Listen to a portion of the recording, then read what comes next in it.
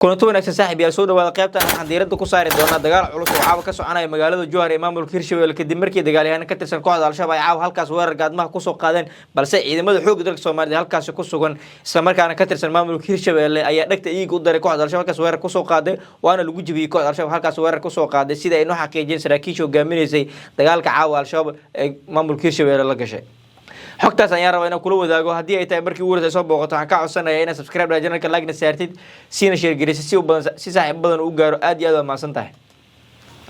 dagaalyahanada ka tirsan Al-Shabaab ayaa caawa waxay weerar gaadmaha ku qaadeen fariisimo ciidanka maamulka Hirshabelle ay ku leeyihiin qaybo ka tirsan magaalada Jowhar waxaana halkaas caawa ka dhashay dagaal culus oo u dhaxeeyay labada dhinac waxaana la soo warinayaa in Al-Shabaab caawa halkaas lagu jabiyay isla markaana lagu dilay horjoogayaashii dagaalkan hogaaminayay iyo tiro maleeshiyada kooxda ka tirsan bacdama weerar gaadmaha halkaas ay rabeen inay ku qaadaan balse ciidanka oo foojoogin ayaa ka hortagay dhagarta Al-Shabaab halkaas ay ka maleegayeen waxaana Al-Shabaab halkaas laga soo sheegayaa in lagu gaarsiiyay jab culus haddana waxaa lagu soo warinayaa in ciidanka xoogga Soomaaliyeed ay ku jibiyeen halkaas waxaana la soo sheegayaa sidoo kale ciidanka ayaana hadda ku sii bursanaya qaybo ka tirsan beeraanka magaalada Jowhar ee kooxda weerarka soo qaaday kooxda Al-Shabaab ayaa maalmihii la soo dhaafay waxay xoojisay weerarada gaadmada ay ku qaadayaan fariisimada ciidamada ay ku leeyihiin qaybo ka tirsan gobolada Shabeellaha Dhexe iyo Hiiraan iyadoo ay xusid mudan tahay in Al-Shabaab ay weerar gaadmaha ku soo qaadeen ay ugu dambeeyay taas oo ay kula wareegeen degmada Aadan Yawaal waxaana halkaas Al-Shabaab ay kala wareegeen ama ay ka qaateen saanad ciidan iyo askar nool oo ay nolosha ku wateen kadib markii Al-Shabaab halkaas weerar gaadmaha oo qarax ku bilaawday ku soo qaadeen taas oo ugu dambeyn Al-Shabaab u suuragelisay inay la wareegaan degmada Aadan Yawaal guud ahaan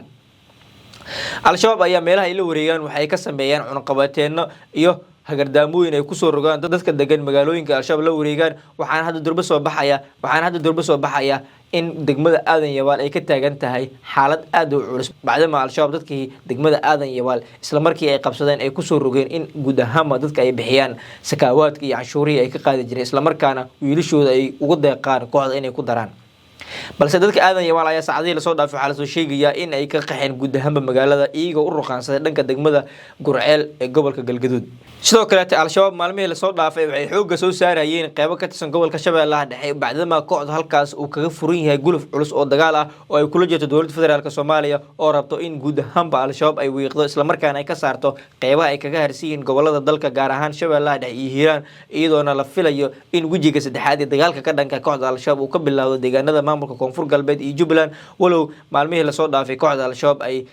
dagaalyahanadii ugu badnaa ka soo saareen qaybo ka tirsan gobolada Bay iyo Bakool iyagoo soo wada keenay gobolka Shabeellaha Dhexe bacdama kooxda dagaalka halkaas uu kaga socdo uu sii xoogeystay guud ahaanba Al-Shabaab dalka waxaa kaga furan guluf culus oo dagaal ah oo ay kula jirto dowladda federaalka waxaana Al-Shabaab hadda ay ku harsan yihiin deegaano iyo degmooyin yar walow maalmihii la soo dhaafay Al-Shabaab ay dib u soo qabsanayeen deegaano iyo degmooyin badan oo bilihii iyo sanadihii la soo dhaafay kooxda laga saaray iyadoo ay xusid mudan tahay in Al-Shabaab hadda ay gacanta ku hayaan Aadan Yawaal iyo Masaajid Cali Guduud iyo Aboorey Al-Shabaab 8 maalin xiriir ah ayay ku soo laawanayeen isla markaana weerar ku soo qaadayeen balse ciidanka xoog dalka Soomaaliyeed oo foojignaan muujinaya ay halkaas weerarka Al-Shabaab ku soo qaadayeen ka hortagay balse ugu dambeyn ciidamada xoog dalka Soomaaliyeed ay halkaas soo faaruujiyay iyadoo aan la ogeyn sababta ciidanka halkaas ay ugu soo baxeen balse saraakiisha halkaas ciidanka ku hogaaminayay dagaalka ka soo baxay deegaanka Aboorey ayaa waxay xaqiijiyeen in halkaas istiraatiijiyad ciidan ugu soo baxeen balse maalmaha soo socda Al-Shabaab halkaas laga saari doono isla markaana dib ay u qabsan doonaan ciidamada xoog dalka Soomaaliyeed sidoo kale caawa wuxuu guluf culus oo dagaal uu ka soconaya gobolka Shabeellaha Dhexe gaar ahaan degmada Aadan Yawaal kadib markii Al-Shabaab halkaas maalmo ka hor ay la wareegeen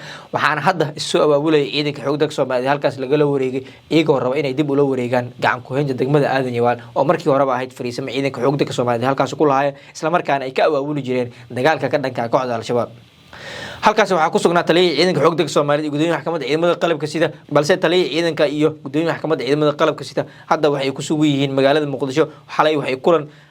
حساسية مقالة مقدسة جارهان في الصومالية كل قاتين مدحميني جمهورية فدرالك الصومالية حسن شيخ محمود isagoo عنان iyo cambaareen kala dulacay labadan mas'uul balse ugu dambeyn labadan mas'uul iyo madaxweynaha waxay isku fahmeen in hadda dib loo awaabulo dagaalka dhanka ayna muqaddas tahay in dib loo qabsado degmada Aadan Yawaal gobolka Shabeellaha maadaama Aadan Yawaal ahayd fariisinta ugu weyn ee ciidanka xoog dalka Soomaaliyeed ay ku lahaayeen gobolka Shabeellaha Dhexe halkaasna u taalay wixii saanad ah oo ciidamada xoog dalka Soomaaliyeed ay ku sugan farmaha hore dagaalka loogu qaaday jiray saanada ciidan ay u baahdaan haddii inta ila soo gaarto waxaan ka codsanayaa inaad subscribe dhajirka like na saartisi aan wala saaxiibadigo kale aad iyo aad u mahadsantahay